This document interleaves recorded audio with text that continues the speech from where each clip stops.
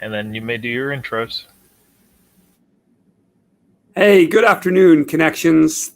I am Colonel Lord, and I have the opportunity to introduce to you Don Carlucci.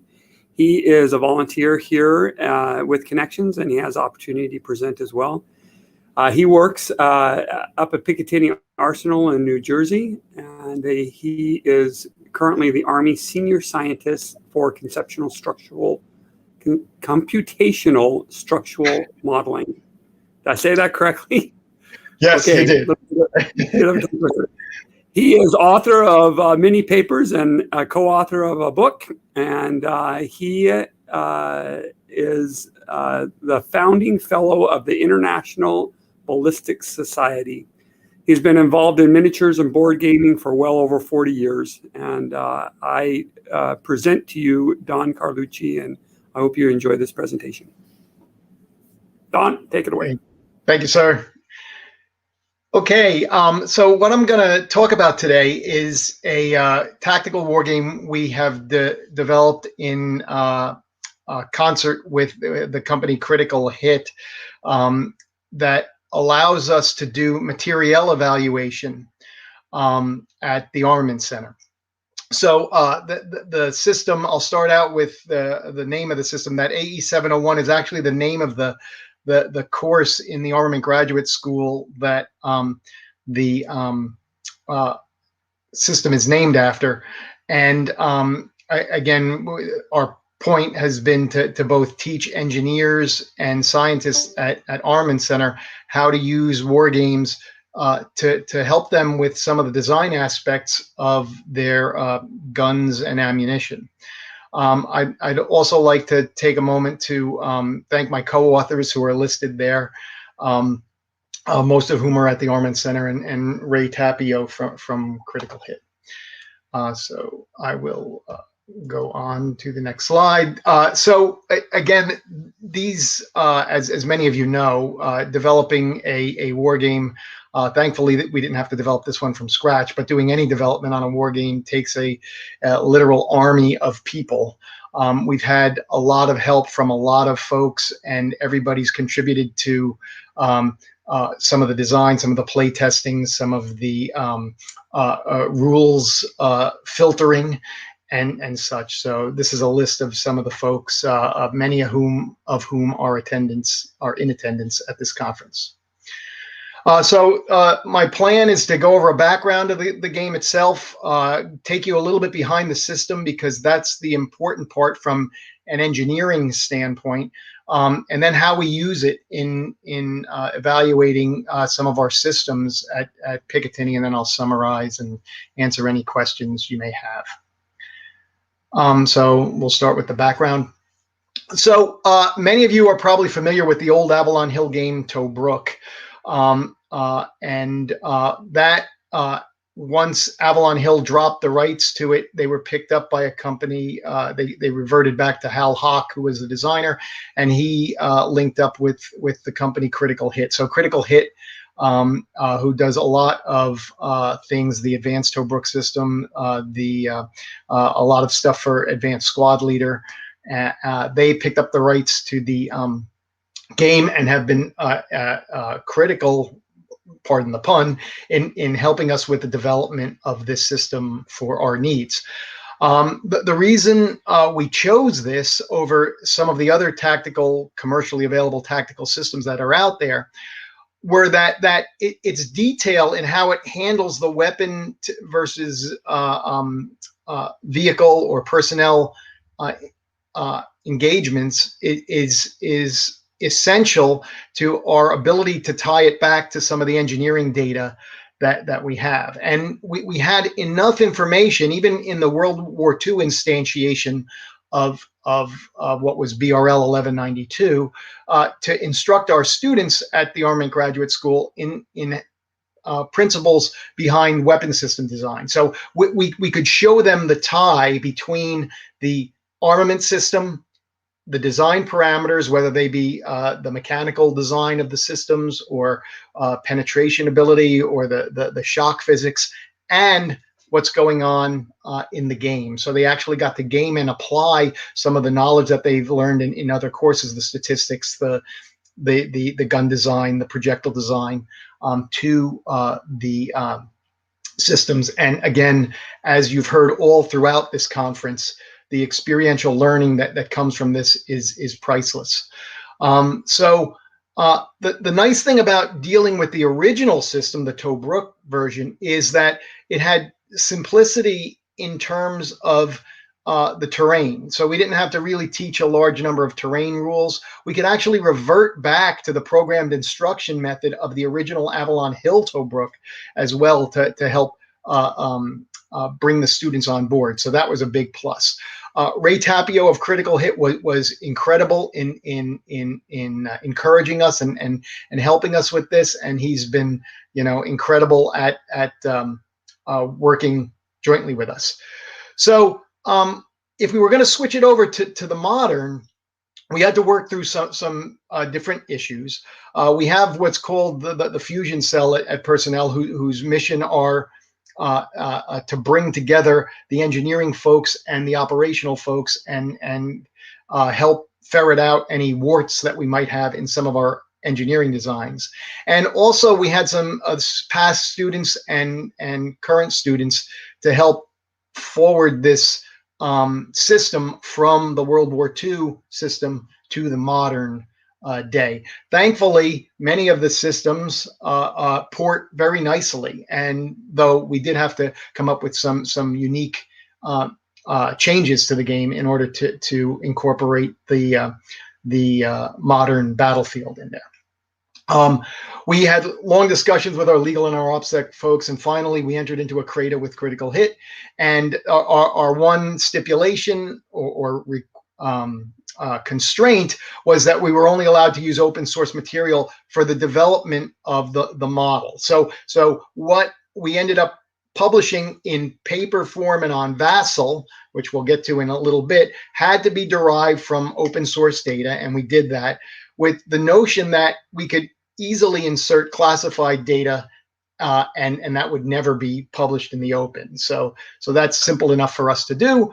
And since we know what's behind the curtain, we do that readily. Again, we named it AE-701 after the class, and we held a lot of development sessions.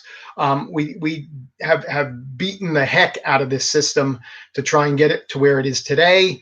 We're not completely there yet, because there are still some warts that we're trying to put in, but it's more warts in adding systems such as unmanned aerial systems and things of that nature that we're dealing with at this point.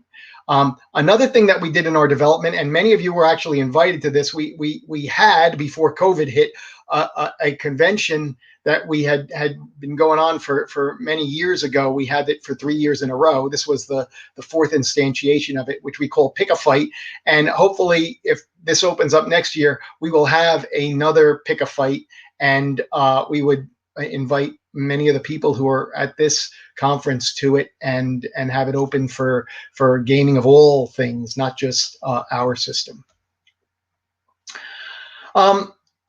So it was really encouraging for me to see in some of the earlier presentations some of the things that we thought were obvious, but we had no basis to make that claim. But now I'm really encouraged by everything I've seen at this conference that this is the case. We were confronted by our management initially that why would you do a board game instead of a computer simulation? Now, this is from the ST for computational structural modeling, right?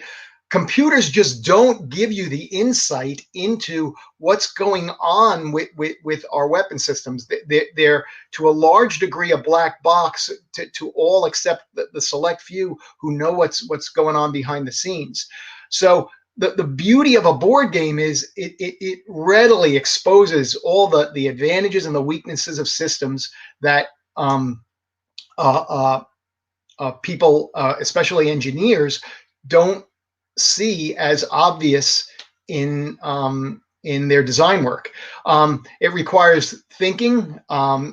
It's more like a sand table exercise, a tabletop exercise. It was great. And the beauty of this is that with a board game, we could document very readily all the data, all the sources where the data came from, and just have a paper trail of where we got all the stuff. And it helped us with some of the public release things that were required.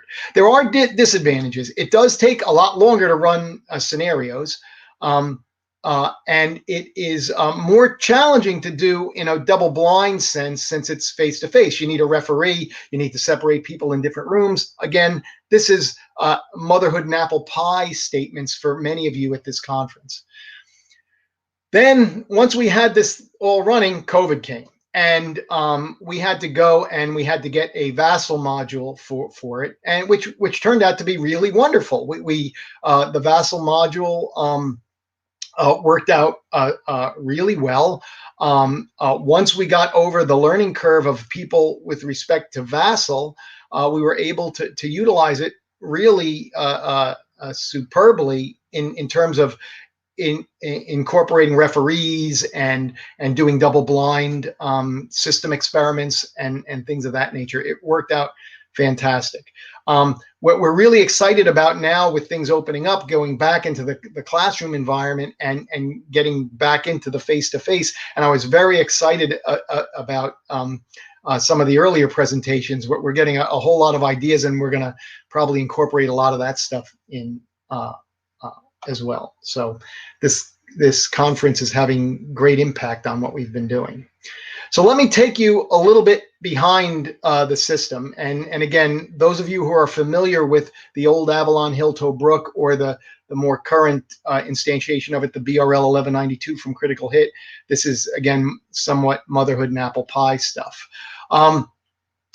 Originally, when Hal Hawk designed Tobruk, he used 75 meters across the original hexes, and the reason was that most of the weapons in the game at the time had a CEP, circular error probable. And I apologize for those of you who already know this. I'm just trying to be more general to the general audience. So they were within the size of that hex. So a CEP, if you're unaware of it, is where 50% of the rounds land outside the circle, 50% inside. It's kind of a mishmash, because nothing is really circular when you're dealing with things like artillery fire and such. But it's a nice approximation. In the original Avalon Hill Tobruk, they scaled the board size such that the German 88 didn't dominate the battlefield quite as much as with a smaller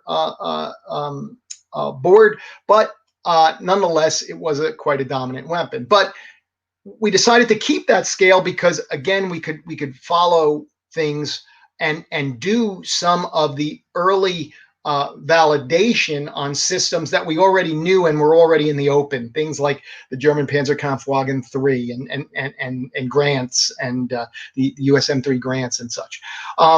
The one thing we did change, because one of the mechanics in the older system was the very, very pitifully slow movement of the infantry units. Since each turn was 30 seconds, units were only moving 1 or 2 hexes, or even a half a hex at a time. So we upped that to about 45 seconds, which might not seem a whole lot, but it's enough to increase the maneuver side of things just enough so that people can get a feel for infantry maneuvers a little bit better. Again, when you deal with modern systems, things like a commander independent sight and the laser range finding and things of that nature make 45 seconds pretty good for what we need to do. There's admittedly some more dice rolling in each turn, but you know, we all want to go and roll dice, and the students tend to like it, and it's realistic in that sense. If you remember, this is something that I put into PowerPoint, which came, and I scaled it right out of the old Tobruk. So this gives you the relative sizes of how big an infantry section would be, or in this case, that's an M3 Grant tank, or a a 2-pounder gun or a carrier in a 75-meter hex. So they're fairly large, but with modern systems and their ranges, we need something this size as well. Again, some of these rules, we allow 2 vehicles just like in the original. We maintain that to be 2 vehicles can be stacked in 1 hex. We can have 2 heavy crew-sized served weapons. Now, we went to an individual soldier type model instead of moving things in terms of squads. It turned out later that we decided to move things in squads and have the individual soldiers represented as counters off the map. But since we added terrain and more European-like, Northern European-like map boards, we had to accommodate that. So we allow 35 soldiers in each building level and such. Now, it was interesting in doing the research how things have changed doctrinally from the Second World War to now. So we incorporated all that in there as well. So this would look like, again, I use the World War II counterparts, but that's a fully packed in hex. And this would be one that was in close combat. So if you had everything, 2 German vehicles, 2 British vehicles, and then a pile of enemy infantry with the friendlies, that's what a fully occupied hex would look like, which when you see it in this format, that's pretty darn close to one another, and it's pretty well populated. The turn sequence, it remained unchanged from the original Tobruk. It's the I go, you go type movement with an opportunity fire interrupt. And then indirect fire is performed. And then direct fire is done sequentially. Again, exactly the same as it was done in the old Tobruk. We experimented with changing this around. This seemed to work out really well, so we stuck to this, but there's no need that we would have to remain with this. We then have rules for melee and everything that would go with a tactical simulation. Combat was divided into the 4 categories, just like the original. Again, the original was worked out very well for again, as an engineering model, it works out really, really well. And then, even though the concepts are similar between all 4 of the combat mechanisms, things are handled a little bit different.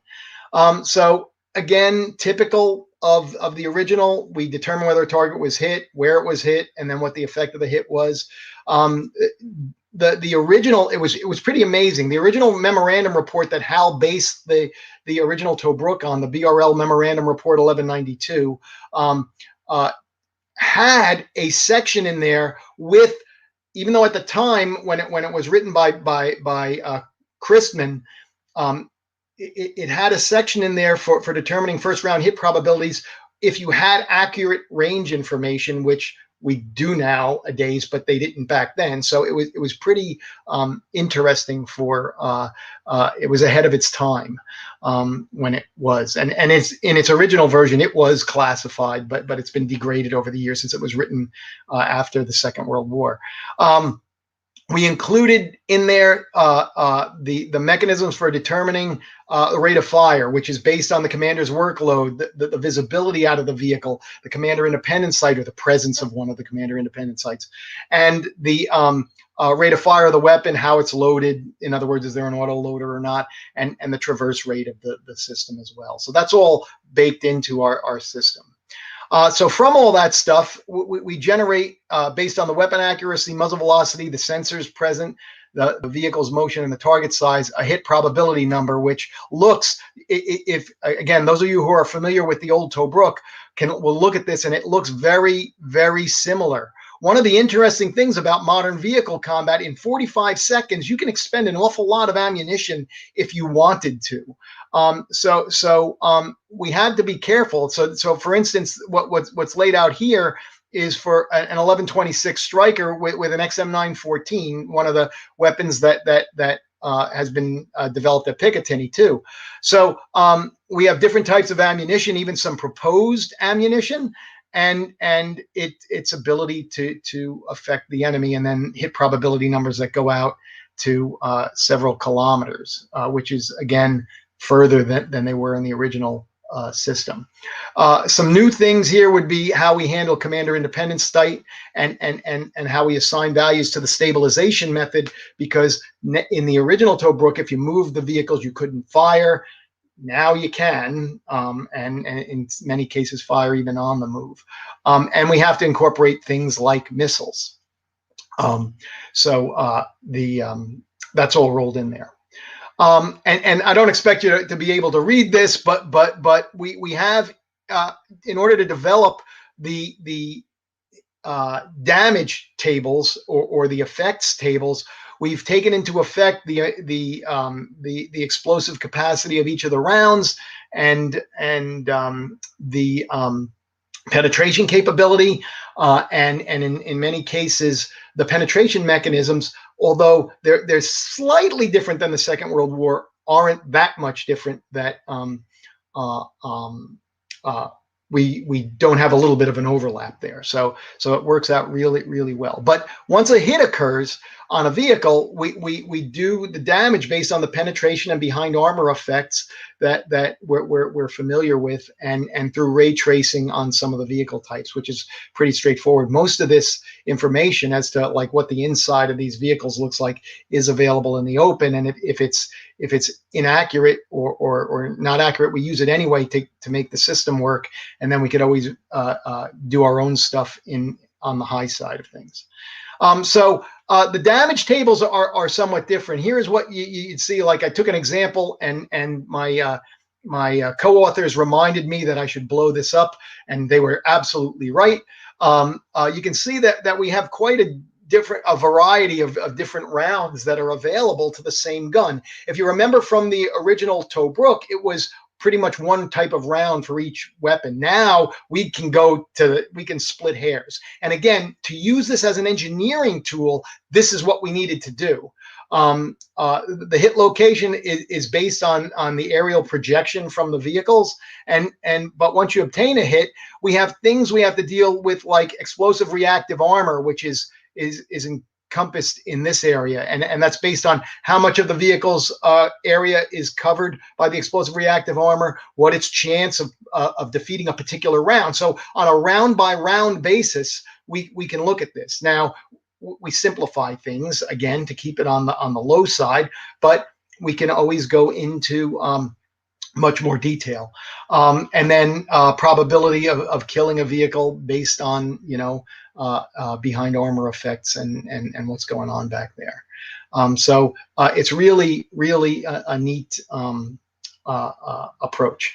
The anti-personnel combat's pretty much the same as it was previously. However, we've added a suppression column in here now as well. So many of our systems are used in a mode where they're just intentionally or unintentionally suppressing an enemy rather than eliminating them. And again, casualties in this case, we made the courageous assumption that a hit on a person would incapacitate them. So that may be a little bit on the wild side, but that can be adjusted. We do have adjustments for body armor and things of that nature. But the difference here in the tables now is the fact that we're using a 10-sided die, and the other thing is, however, the effective fractional casualties associated with each table is the same as the original. So what we find with some of these modern systems is we're in excess of 100 in some of the cases, and you end up just having to double up on the tables and whatnot. The other thing we added was a multiple hit probability table, where you only have to make one roll for a weapon that's firing 20 rounds in the 45 seconds, or 50 rounds in the 45 seconds, which really helped a great deal. Again, that was an innovation that Aaron Benfante had suggested, and it worked out again beautifully. The number in parentheses is a suppression number, which is somewhat like a morale check, except you see if they're suppressed. There's still morale rules and everything in there too, but there's, instead of just two states, unbroken and broken. There's unbroken, suppressed to some level. So there's multiple levels of that, as well as broken in terms of morale.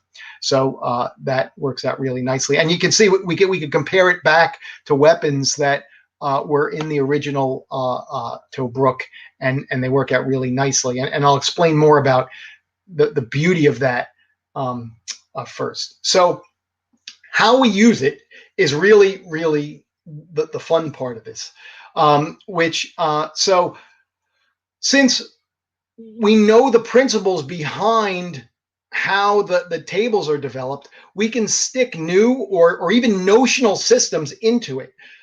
We can base it on specs. We can base it on build them from existing conditions. I'm gonna show you an excursion we did for FCC, where Lieutenant Colonel Vershinin had asked us to look at these what we call Iron Man suits. So people with semi-automatic 50 caliber weapons in these Superman suits, and we did that, and it worked out really, really cool. It came up with some really neat results. But in order to put together a system that isn't designed, we could combine, say, the rate of fire and the ammunition supply of an M1 Garand with the ballistics and the striking power of a 50 caliber machine gun, and so in doing that, we adjust the rate of fire, we adjust the impact parameters for the projectile and the ranges, and off we go. So in about 15 minutes, we can evaluate the effect. We can have that system, quote unquote, modeled in our design. It turns out that when we go back and we have our lethality folks try and rerun the models in things like, and this is not a knock on those systems, but things like OneSAF and Prism and stuff, they take longer to do the analyses than we did actually running the war game, and so these war games can be run really fast. The good news is they match, which is really nice. Reasonably match, but the beauty of the computational end of it is they can then take it once the thing is set up and run Monte Carlos out ad infinitum on it, which is nice, because if you just run one event with a war game, you don't know whether it's an outlier or not. So we have to always be careful about that. The other nice thing about this is tests for our weapon systems are pretty expensive. So we can go and run a bunch of these kind of refined things and then go out on the range and shoot them and see whether it behaves the way we're predicting or not. One of the challenges there, and again, to bring ethics into this, one of the challenges there is we have to be really open-minded and honest with ourselves in the fact that, did we give the system an accurate assessment? Or, at Picatinny, we're guns and ammo people, right? So if we have a missile system that our gun is just outperforming, is it because of our mindset, or is it because that's the way things would work? So we're very, very careful about jumping to conclusions like that, and sometimes it takes some smacking around on our end to get people to think the right way about this. Another issue comes up with when we're playing these games with people who've designed the weapon system. They're very attached; it's their baby, so you don't want to call the baby ugly, but the whole point of doing this is to call the baby ugly when it is ugly, and beautiful when it's beautiful. So we do get instruction. So the designers actually get to look and see how their requirements are playing into the battlefield, and this has been immensely helpful before we go and we actually cut metal. And so it's really pretty cool in that these engineers can use them in different ways, or they can see their system that they designed used in a way that they didn't expect it and make some changes. So the example that I brought up to you earlier was that Iron Man scenario. So again, we had that hypothetical system that I described earlier, and what Alex wanted us to do was face it off against a mixed mechanized infantry and an armored company. So the results then we did the sanity check on it, and it turned out that the results were reasonable. So this is a sample of the scenario card, which again should be familiar for those of you who play Squad Leader or are familiar with a BRL 1192 or the new version of Tobruk. It looks very similar to that format, but we have maps and orders of battle. And what we did was we had this mixed brigade show up and fight these people, these U.S. soldiers in these Iron Man suits, and it was pretty cool. It gave results that were kind of neat. So we had an initial, this is T0 means turn 0. We had this force piling in, and their objective was to cross the road and get exit units off the map. So the Americans were all set up hidden initially, and these lines show you where their initial setup was. We only have part of the force actually here because the other one were hidden. That's another little trick in Vassal that we learned later about changing passwords and things like that from some of the folks who were on this at this convention. But anyway, the bottom line here is that it turned out that this mechanized unit did get through that force with the Iron Man suits, but they took some losses, and there were a lot of M kills.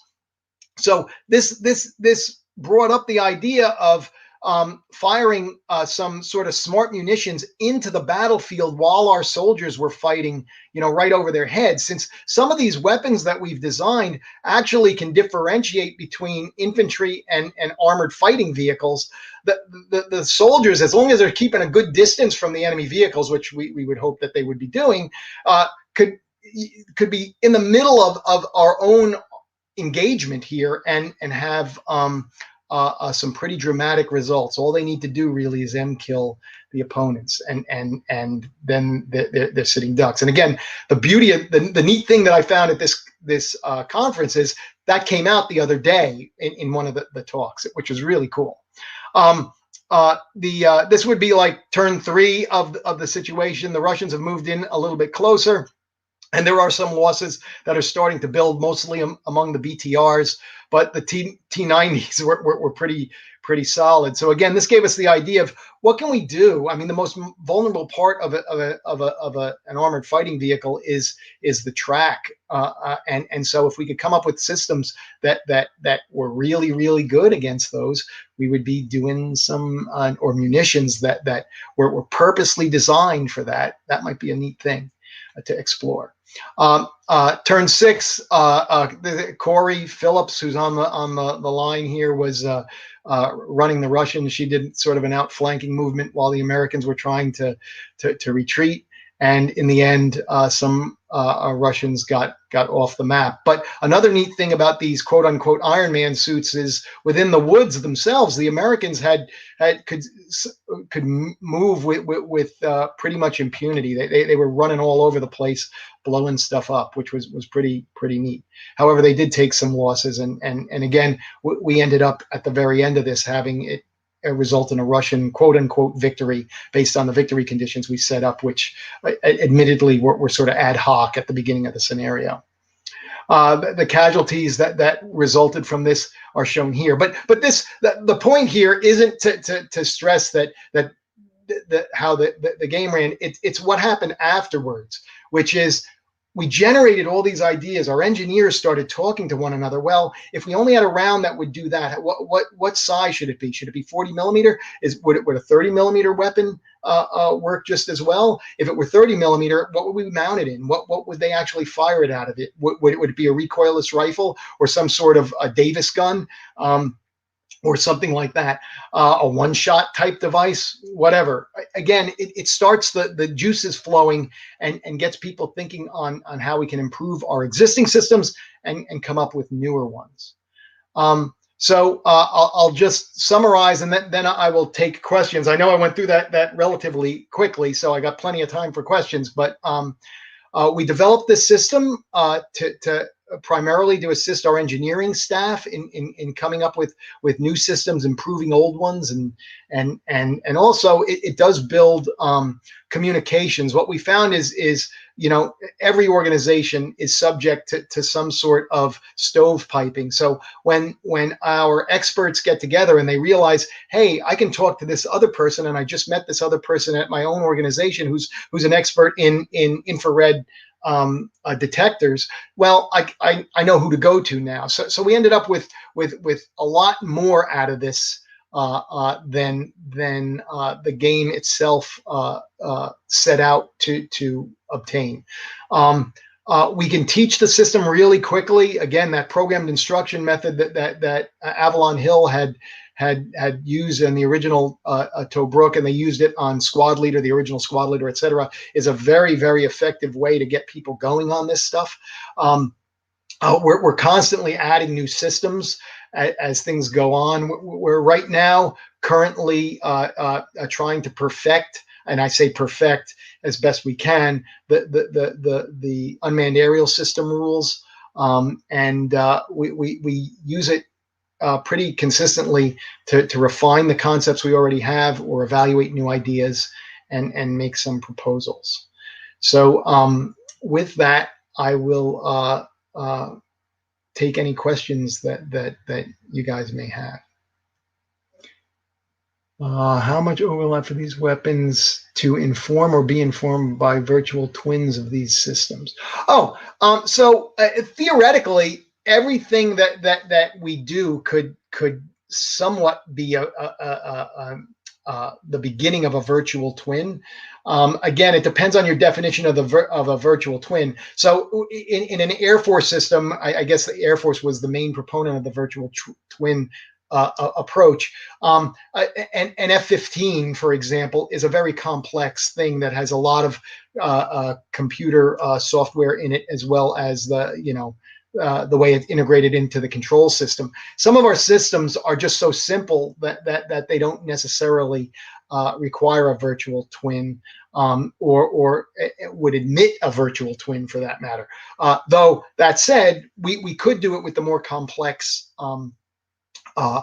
systems, but again, more on the fire control type side of things than and the big systems than say small arms or a grenade launcher or whatnot.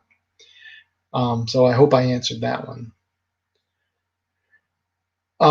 So we have included air defense. We're working on that right now. Again, our models have been geared around stuff that we do at Picatinny, which is guns, projectiles, fire control, and fusing and explosives. So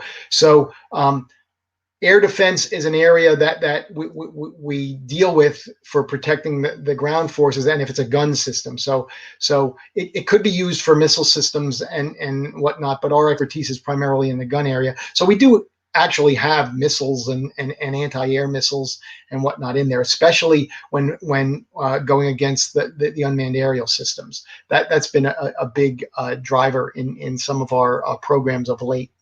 So we do have air defense in there to some degree.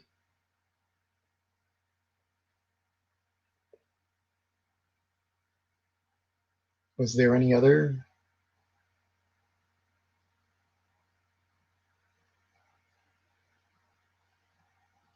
Oh, no other questions. Okay. Well, I appreciate you listening, and if you have my contact information, if you want any more information on the system, and like I said, we can extrapolate it to pretty much anything. Even if you wanted to do a Civil War version of it, not that would have a little, be kind of slow, but it could be extrapolated down there if you wanted to. So with that, I will turn it back over to I guess Colonel Lord.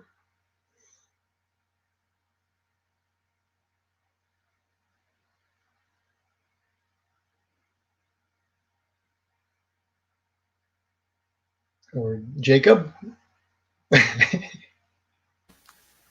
Hey, Roger, thank you very much for giving us this presentation. If you don't mind, let's just make sure that the chat does not have any additional questions that they would like to propose to us. Maybe just give them a few minutes.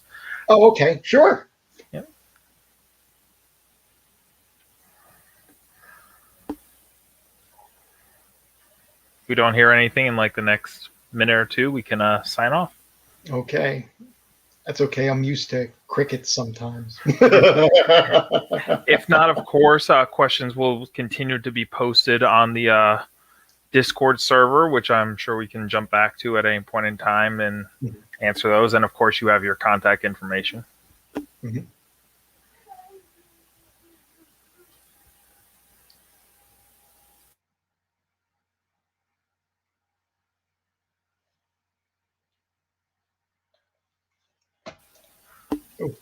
All right, we do have a question. I'm just going to read it out because it'll be a little quicker than copying and pasting. Does Okay. this incorporate vehicle profile to the firer? Yes. So we have both aspect, size, and the way we've done the hit probabilities. It is presented areas too. So yes, that is the vehicle profile is in fact in there. It's implicit in the way we've done our hit location and our hit probabilities, but it's in there. Roger. The follow-up question, which I believe you answered, but please elaborate if not, is like tanks parking at an angle to increase deflection. Yes. So we can to a degree handle that. One of the problems is that if we were to put, say, a quarter view in there, we end up really overcomplicating this. Again, in some instances, you heard from some of the presenters that simpler is better. So when we deal with the frontal aspect or even the flank aspect of a vehicle, we assume that it's at a slight angle, or not even slight.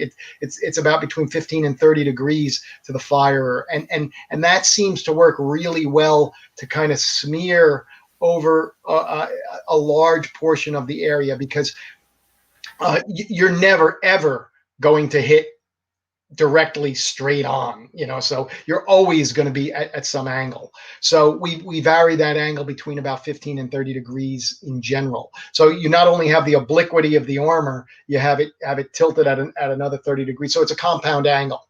So again, we to a large degree we globalize that, but it's included that you're not going to be at just a perfect head-on shot or side shot, or rear shot for that matter. Excellent. I believe that is all the questions that we currently have pending and completed. I once again want to thank you for your time as well as being a volunteer for this event. And I hope everybody continues to enjoy the conference. And thank you for your time. Okay, thank you.